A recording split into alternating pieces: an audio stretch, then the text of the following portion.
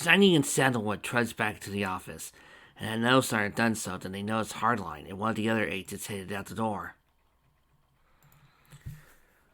Take your time with the report, Hardline told him.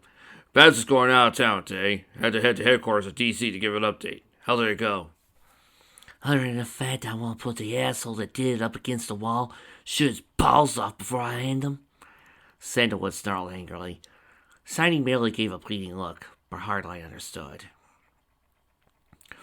Remind me sometime and I'll tell you about a case my dad worked on while he was assigned to the LA office. Sad part is, they never caught the guy that did it either. Hardline patted Sandalwood on his shoulder. So anyway, I know. Our job's just to make sure we do our damnedest not to let them. So he then looked at the other agent and said, "Come on, Kyle Lance, let's get to the CJV." CJV? Shiny asked. Something up? Kyle Lance died.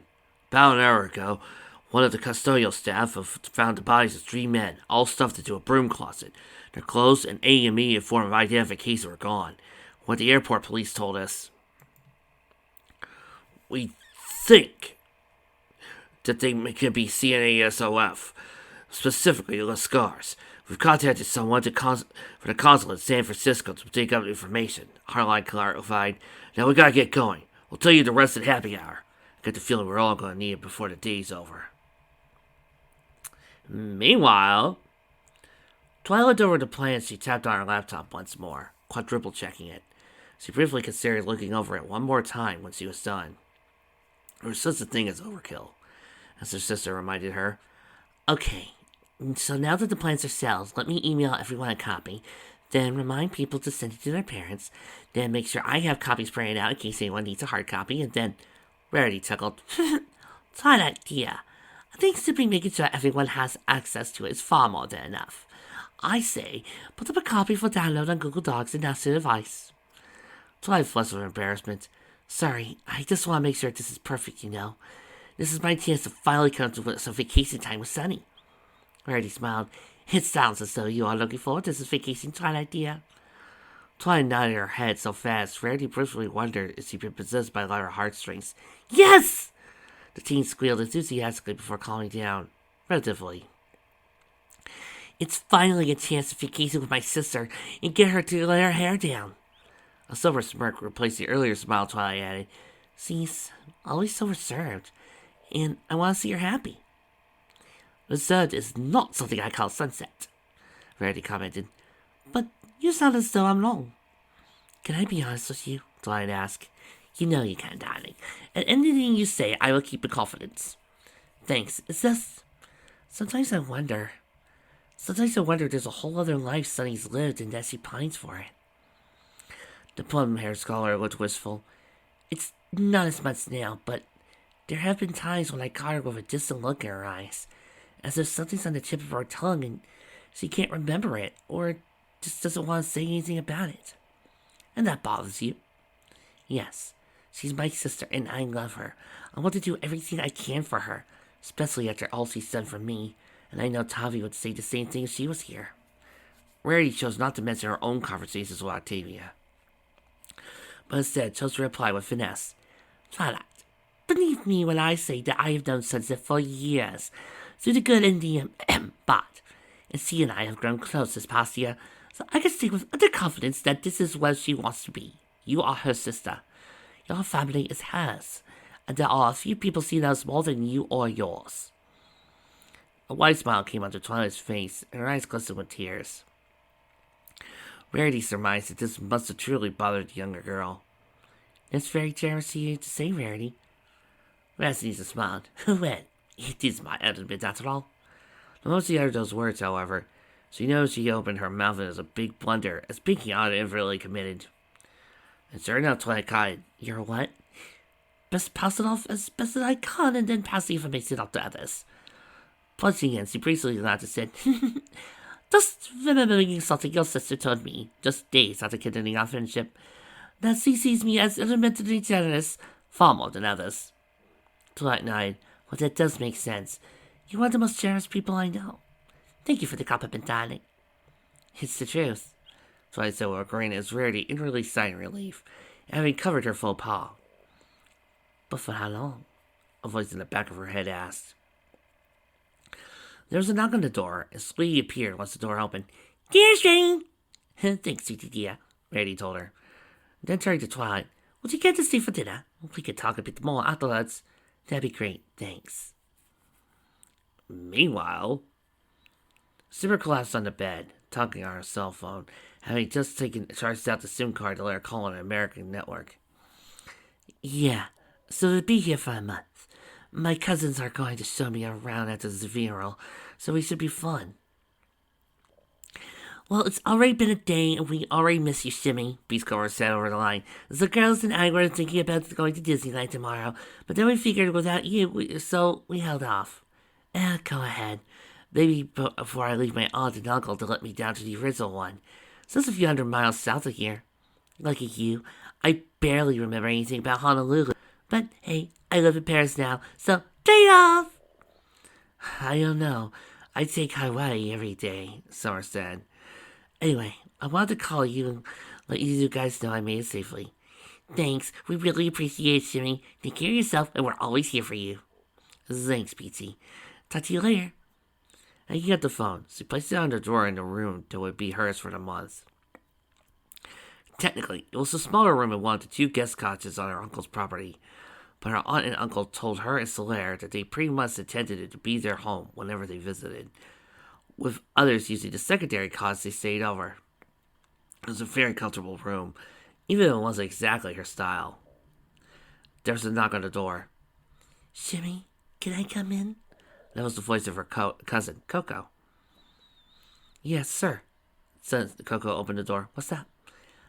"I wanted to get you to know you better," the younger teen replied. "You are my only female cousin, after all. All the ones on Mom's side are boys." "Get to know you better?" No. I can't imagine this is going to involve incest, so please don't.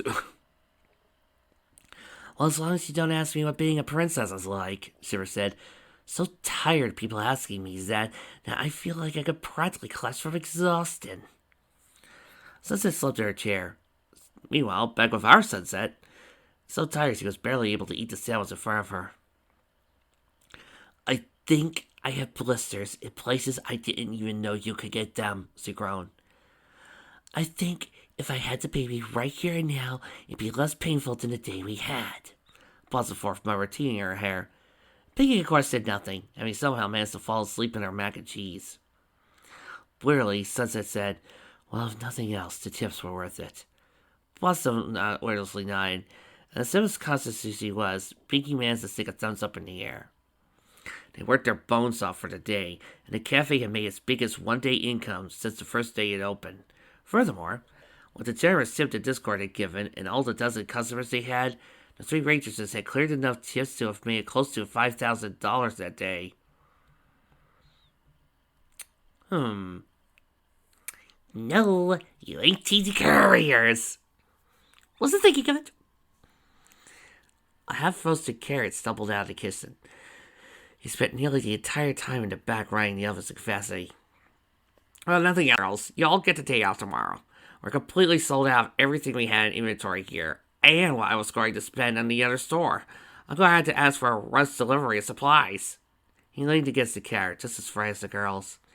"I wish Sunny had been here," Blossom stated. "We could have used her tonight."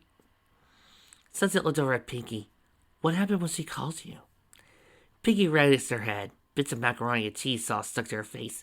She said she couldn't work here anymore and had to quit," Pinky said in a subdued voice. Where was that due to sorrow or exhaustion? Sunset was entirely sure.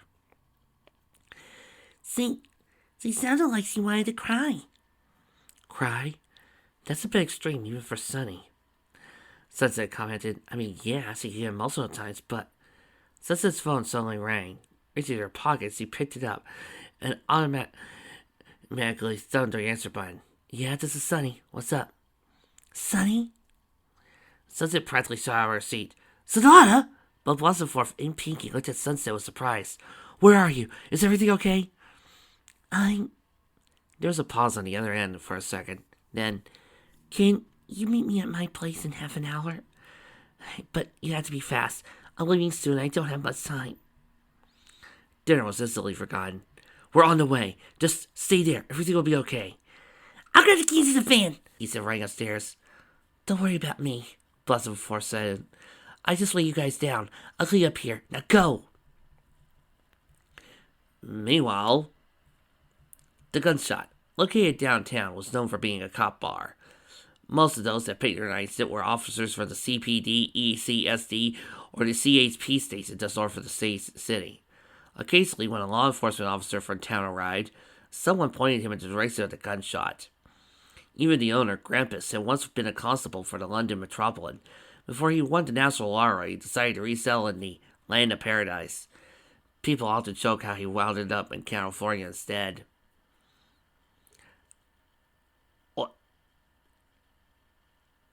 What? Yeah, apparently he's Scottish. Oi, isn't this kind of illegal? I mean, I'm a bartender in one of your stores. Normally you do use this Cockney accent. Yeah, but he's Scottish. I gotta do a Scottish accent instead of my normal Cockney accent. So, you go relax now. This feels awkward. I feel old. There you go, lads and lasses, the man said, his Scottish brogue still present even after having left the UK decades ago. Yes! You look like you could use a drama tool. Thanks, Grampus, Kate said, having joined her fiancé with the crew. So, NDA or no? She said to the others. You're an ADA, Harline said after taking a quaff of her beer. I guess we could trust you. You could trust her, Sonny said firmly. Right now, Armor, I don't trust a single damn person I haven't known for years. But I get your point. She punctuated a comment with another swing from her mug. So, what the fuck happened? Sandalwood asked. You guys head out to the CJV, and we get stopped by a couple of agents from the company, Cloudlight snarled. We tell them it's not their job, but then they show me some docs telling that to the USM. The fucking USM has jurisdiction. If that's not enough, there's a couple of guys from the DCIS, NSA, and the ONI here too. I swear, I'm probably going to fill up more acronyms on here than I have ever had on the entire 9 freaking years I've been on this show. Harley grinned. Fortunately, I got to remind them that none of them get jurisdiction, and they needed to get the hell out of here and let us do our jobs. Not surprisingly, they didn't like my answer. Too fucking bad for them. I know what the NSA is, but the company, DCIS, USM? Keynes asked, feeling a bit sunk in. Sandalwood looked at her friend. Listen, you know how you don't like doing all these acronyms? Yeah? You probably don't want to look at the next sentence. No, so say probably to keep shining up hard headache that night. Katie, the company is the CIA. USM are the U.S. Marshals. DCIS, DOD, Criminal Investigative Service, and ONI's National Intelligence. Freaking acronyms. Looking at KCS, nail or layer?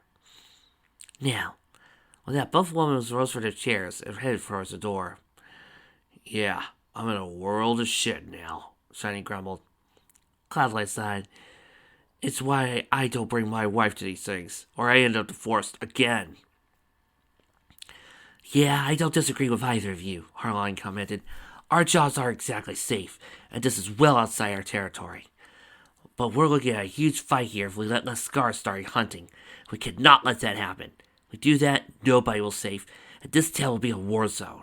So let me make this clear, if the boss has it already. If we don't let anyone get away with this shit, not the Sirens, not the CANSOF, or the CISIS, not even the goddamn CIA or DOD. We draw the line here. Here's to that, Sonny said, as he, Cloudlights, and Harline raised their drinks and a toast. For a moment, there was a little peace in Shiny's life. The peace died as Sandalwood and Keynes returned from the outside, and the look on their face was somewhere between holy rage and absolute horror. Elsewhere, the carry van pulled up to Sonata's house as Pinky slammed on the brakes. The first thing the pair noticed that the house was dark and nobody was home. The second thing they noticed was that there was no cars in the driveway, or either Arya's or Dacio's motorcycles. If anything, the place had a distinct look that was about to be put on the market. that whoever lived here was long gone. Are you sure this is the right place? Pinky asked as they made their way to the front door. He has the right address. Sunset nodded, waited a bit, and nodded again. Weird. I thought that Sunny said she was going to be home. I am. A voice suddenly said behind them. Well, Sunset and Pinky turned to surprise to see Sonata standing there. But it wasn't the Sonata they knew. The cute girl with a preference of dressing in baggy clothing and a penchant for listening to house music. No, this girl was short-haired and steely-eyed, dressed in military fatigues and standing ramrod straight. Sunny? Sunset asked, shocked. Pinky merely looked at the other girl, surprised. Sonata nodded. Yeah, it's me, she said with a hidden smile. What the hell happened? Oh, my hair? The sudden frown on the aqua-haired girl's face wasn't happy. Yeah, I miss my ponytail, but rags are rags, you know.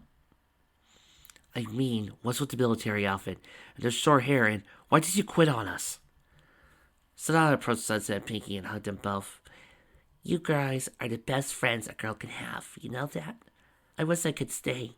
So do Ari and Dodgy, but we have a mission to accomplish. That's on to the next biovac.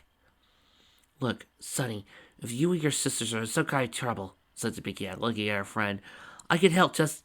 Sunny, that's sweet of you, but there's nothing you can do. This has to be done. And even though there's a good chance we're never going to come back again, we are always going to think of you. I promise. All of you. The look on Sonata's face was full of heartbreak, and though she tried to keep a stoic look about her, it wasn't very easy. Sonny, don't do this. We don't want you to go back to Canada, Pinky said in a nearly slow voice. Sonata's eyes widened. How did you... Only girl I know who eats poutine, Pinky said, a little more cheerily. You know what's odd? My mother is part French-Canadian.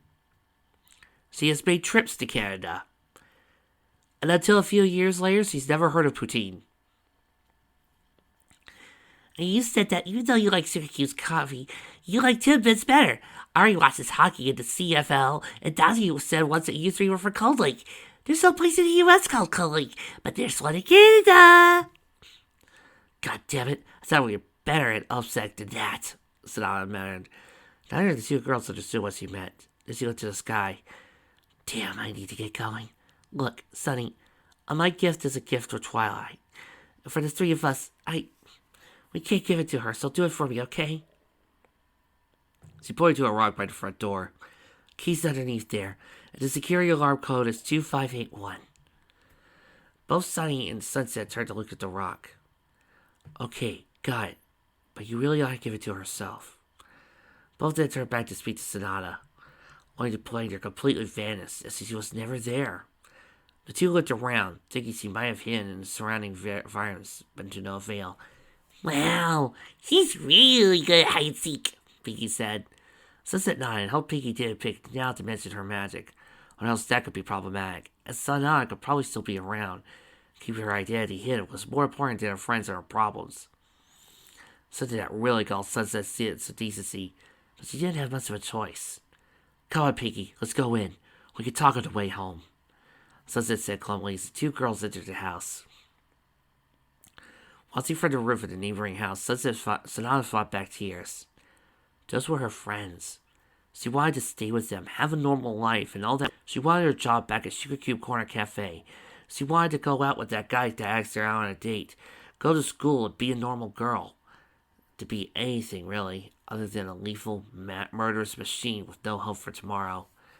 She heard Sunset footsteps behind her. The average person probably wouldn't have, but Sonata was a siren. And to her, situational awareness was a fact of life.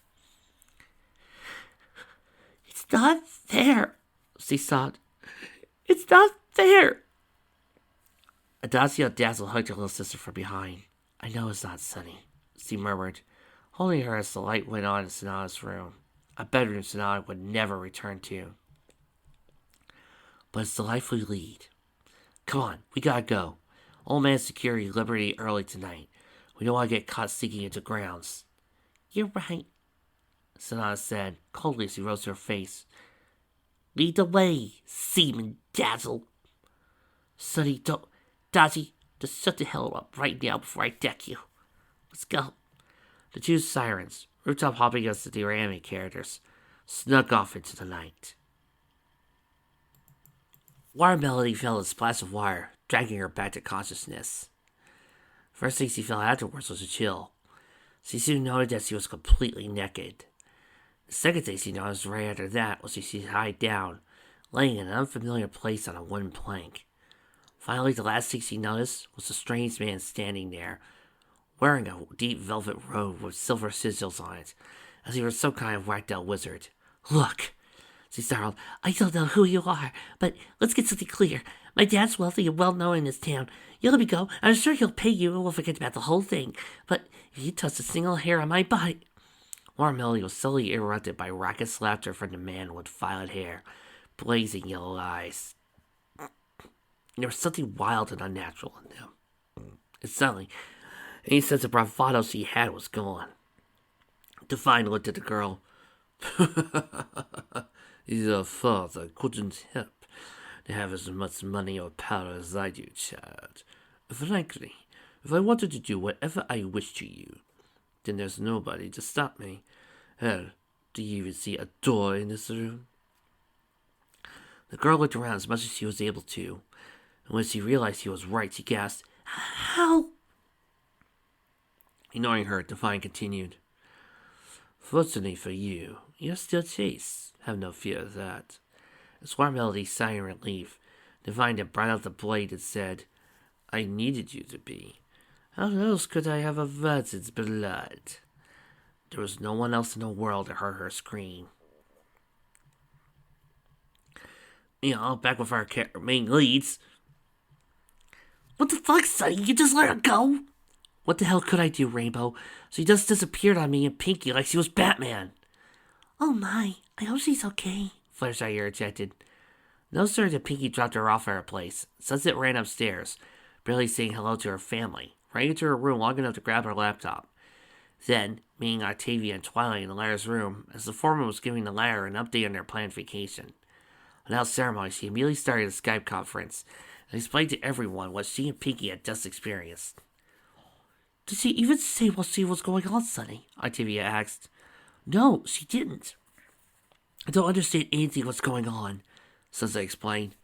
She just showed up, dressed like she was in the army, and telling us that she was leaving and never coming back. The look on Twilight's face was surprisingly analytical. Something's up with them. Both Sunny and Dodgy can fight better than some martial arts films I've seen. Dodgy took out 2 people with guns, while Sunny beat up another girl that was trying to hurt us. And I was watching Ari shoot arrows in the backyard last week, Applejack added. She's got some serious skill and power. I wish I knew how to help them, darlings. I really do, Rarity commented. But until they come for us for help, if they come for us to help, there's nothing we can do. Twilight looked over at the present that Sunset had brought with her. She said it had been for the triplets to her, and yet, something was off about it. And it was a way to get those rabbit in a too precise and perfect manner, or that wound in there, a reminder of their missing friends. But no matter what, it was something that left a hole in Twilight's heart. Sis? The sound of Twilight's voice was broken. Sunset walked over and put an arm around her in silence, while Twilight leaned into her. Unbeknownst to them, Octavia got angry with that. Her eyes flashed red and her fists spun into a kaleidoscope of noxious colors before she heard voices again. Okay? Tavi, speak to me! It was Sunset, and the look on her face was concerned. Huh? What? Octavia asked. What? Tavi, you just punched through your computer monitor, Sunset cried. Sure enough, the monitor screen was cracked, and a thin trail of bluish-gray smoke rose from the fence. Octavia's hand began to sting and bleed as the grass Apelia drew blood. Here, let me see that, Twilight said, looking at her cousin's hand. Everyone, she's okay, but I'm going to bandage her hand just in case. Tavi, let the AJ do the breaking around here, Rainbow cried. You're just not cut out for it. Rainbow, that was incredibly cross, Rarity scolded. Still, I shouldn't expect anything different from you. In any case, Octavia dear, she's right. A lady must take care of her hands, especially when it's vital to her needs, as yours are. Sunset patted her cousin on the shoulder. Yeah, I know. I'm out of sorts too. But murdering screeds is the answer, cuz. She gave a wan smile. Let Twilight wrap your hand. I guess I'll explain to Mom and Dad it was an accident. Thanks, was all Octavia could say, unable to admit she blacked out, or just the merest hint for a second.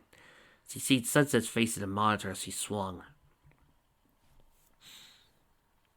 Meanwhile, back with Adagio and Arya, Sunset, and Sonata. Hey Blaze, come join us for poker, a siren hooray suggested. Yeah, I'm reading, she says he lay her on a bunk bed. That wasn't entirely true. She was half reading and half looking out the window. Lakeside Base had been secured 5 minutes ago. It wouldn't be more than an hour before they were completely secured for tonight. On the surface, Arya was interested in this book that Twilight had lent her. A book that Arya would never have the chance to return now. But was just as worried about her sisters. If they got in trouble, it wouldn't be just them. It would be them, her, and their swords as well. Ooh, the sniper's reading, the other girl said.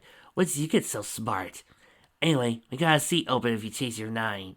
It's me, Elegy, Gust, and Squall. Yeah, thanks, Scorch, but I'm a little tied up right now. Sit yourself first. Let's walk back to the table. 3 other girls her age doling on cards. You know, you could have gone. Arya pointed to saw Adagio leaning against the window. Next to her, looking out sorts of Sonata. The little triplet prettily leapt out of her bunk. You guys made it. You know how worried I was? Arya asked her older sister before adding, Is she okay?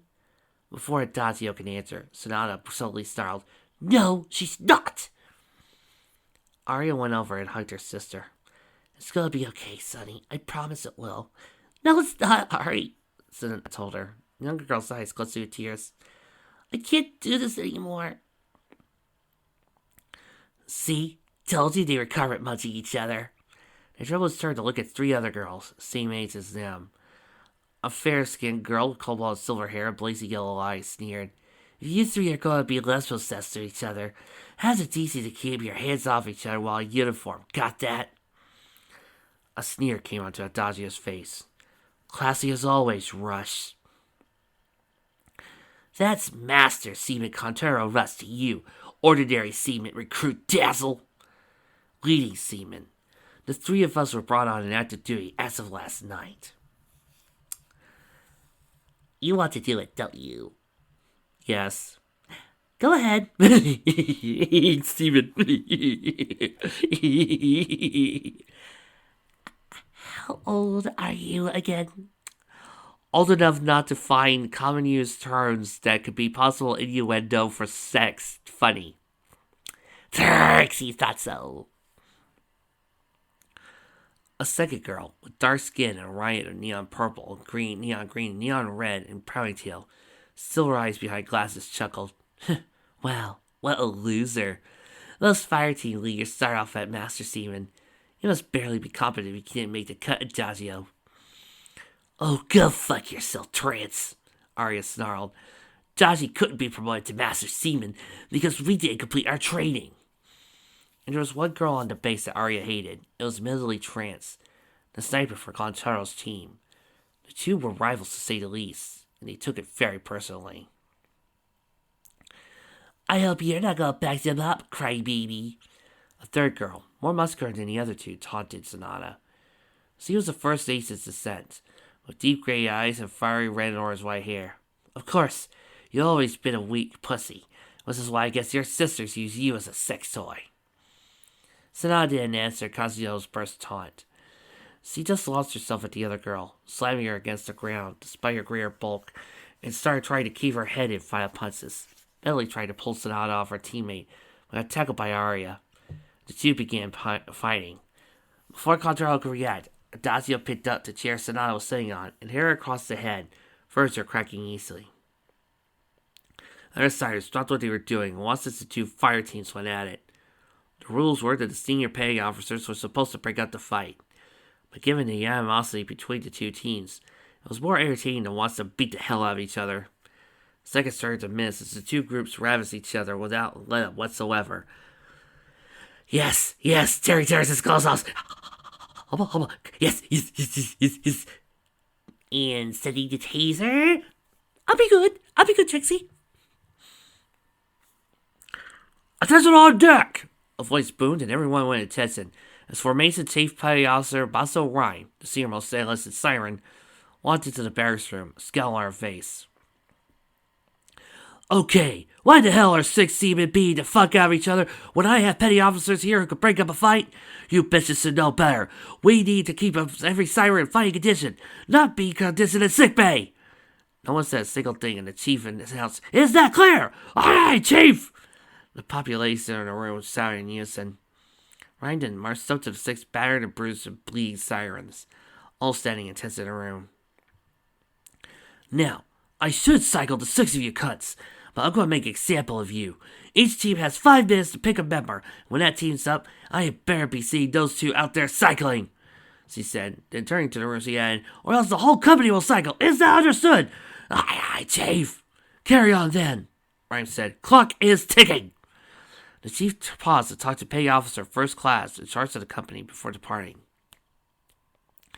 The triples looked at each other in horror. Cycling was the worst punishment one could receive outside of the mass or court-martial. Besley, the offending siren, was required to do laps around the facility until time was up, or they collapsed of exhaustion. Sometimes they were still required to continue until the time was up. I'll go, Adazio said. No, sis, this is my fault, Sonata said. And this is my duty. I should have been the one stopping the fight before it started. It's my responsibility, Seaman Dusk, and I don't want you arguing. That's an order. We'll be here for you, Dodgy, was all Arya could say, unsure of what else to say. As the other team was still silently arguing to who to take the blame, Adazio walked up to Petty Officer Charm. What do I need to do, Petty Officer? She asked. Report to quarterdeck. They'll see you're cycling. The sergeant said with a scowl. Don't do this again. Next time, Chief may recommend masks for you and your team. And since we're wartime operations, you know what that means. Yeah, I do, she said, leaving the room. As she looked out the corner of her eye, she noted that Medley Trance had been chosen to cycle for her team. Figures for us wouldn't do her dirty work. She doesn't know what leadership is. But as Adazio felt every bruise and ache as she judged the quarterdeck, she added, I wonder if I do. Meanwhile, back with the police. Yeah, this is Hardline, she said, answering the phone at her home. Hey, Harry, how's the office? Sunny Bass answered her phone. Well, we got a can of shit here, boss. It's getting worse. I take it the C2 is back as bad at DC? Like you wouldn't believe. DNI is trying to convince Congress he should have permission to deal with the siren issue. While the director's telling them spooks are cops, they don't know how to handle it. Problem is, they're right when they say back that these guys aren't going out there aren't your Garden Variety crooks. Yeah, I know.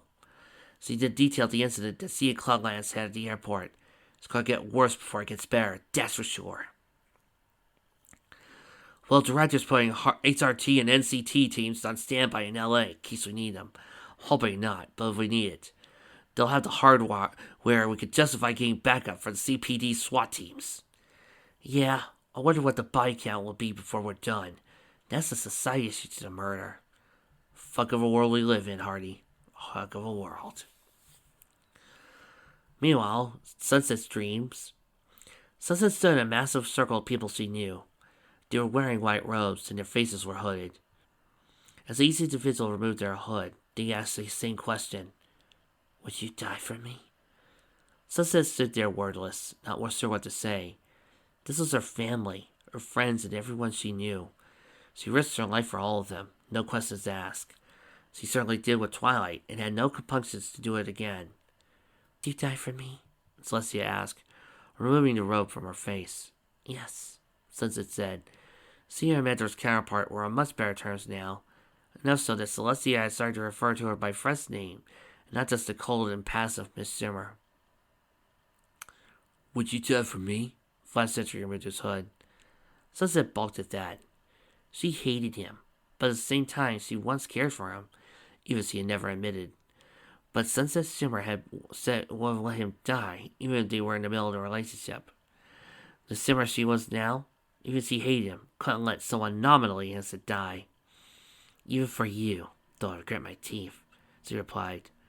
And so on it went. Minuet, Lyra, Water Melody, White Cyclone, Practicality, Derpy, Nope, Mr. Will, Mr. Cake, Miss Luna, and even Mrs. Harmonia, Keans's mother. One by one, they unhooded themselves in acts. Finally, there was one left. Though she didn't remove her hood, clearly as she asked the same question. Would you die for me? Who are you? Sunset asked, and was shocked as the girl removed her hood, letting her stare into her own face. You? Sunset Shimmer said to Sunset Shimmer. That's actually fun to say at least three times fast. Try it at home, folks. Sunny blinked open her eyes, then sat up and looked at the clock. 3 a.m. The clock read. Weird dream. Guess it wasn't weird as the time I was being chased by giant flying sausages singing the Star Spangled Banner. She then felt a rubbing against her arm. Looking down, she saw Twilight instinctively trying to snuggle closer. Just past her, Octavia was barely hanging onto the edge of the bed. Once again, a victim of Twilight hogging the bed. And there was one thing her sister had a habit of doing in her sleep. It was monopolizing the bed. I love you both, you know that? Sunset thought, looking at the two members of her family she was closest to. I might not have been in any of those pictures today, but I'll be in the ones tomorrow. Yawning, she finally laid back down and drifted back to sleep. The following morning, Princess Memory slipped out from in front of her store. Today was the big day. 2 new unicorns, Golden Harp and Prince Lily, will be introduced to the public, as well as the first limited edition model, the double-sized white-winged unicorn, Solar Queen. It'd be a grand day, certainly. She then heard a scream from outside. Her granddaughter, Raindrops. I wonder if Rainy's okay. Peeking her head out the door, Precious looked at her granddaughter, who was on the floor, shaking like a leaf, and pointed up at the tree by the store. Precious looked at what Raindrops was pointing at. A second later, fainted in shock and terror. 30 minutes later, the Equestria County Coroner's Office removed the body of Water Melody from where she had been impaled on the tree through her heart by a silent broadsword. The ECSD investigators noted the tarot card and continued searching for clues. So the card, in tandem with the one they found the day before alongside the other killed girl, hinted at the horrific. There was a serial killer loose in the Candlelight Metropolitan area. Meanwhile, jogging through the trail in the Everfree Forest, Indigo Zap and her boyfriend Race. The two were training as always, hoped at the upcoming Olympic trials next year. They were being suing for the women's and men's marathon, respectively. Coming around the rise, they stopped at a nearby water fountain. Oh, what a rush! Longtrail said, pausing to kiss his girlfriend. Wow, you're sweaty, Indigo said with a grin. Yeah, swim for the games and for my babe, he said with a smile. That's as teasy as hell. Good thing I love you. If you can hold on a second, I'm gonna get a drink. Sure, he said, sitting down on the bench next to the water fountain. Just need to rest for a second. Yeah, build up your strength, she taunted, 'cause maybe you'll get lucky today. Oh, really? He asked. Your parents are out of town. Mine left over a week today, and that means I can stay at my boyfriend's the whole weekend, and nobody will care. She cooed as sultry as she could before drinking a drink. Sounds like a plan, he said, closing his eyes, virtually undressing her. They had been sweethearts since 6th grade. At this point, nobody doubted they ended up marrying each other. Oh, come on, Vic. Why not just put on a giant neon sign with birds flying over head screaming out, victim, victim? Yeah, it was very tail goofy. But it was the kind of thing he enjoyed when he was with her. Laying back up, he said, Okay, Indy, let's get back to my place so we can shower together, and Indigo Zap was gone. Indy? Long called out, looking behind the bench, then the tree on the other side of the trail. Then calling out towards the tree line just beyond the thin strip of grass separating the path from the forest proper. Indy? Okay, stop hiding. You know you've never been good at hide and seek. A long trail had looked down to the ground by the fountain's pedestal. Whoever noticed another tarot card. 8. Strength. Whoop. We all know where this is going, don't we, folks? Hope none of you out there like the Hadashi, like the Indigo Zap.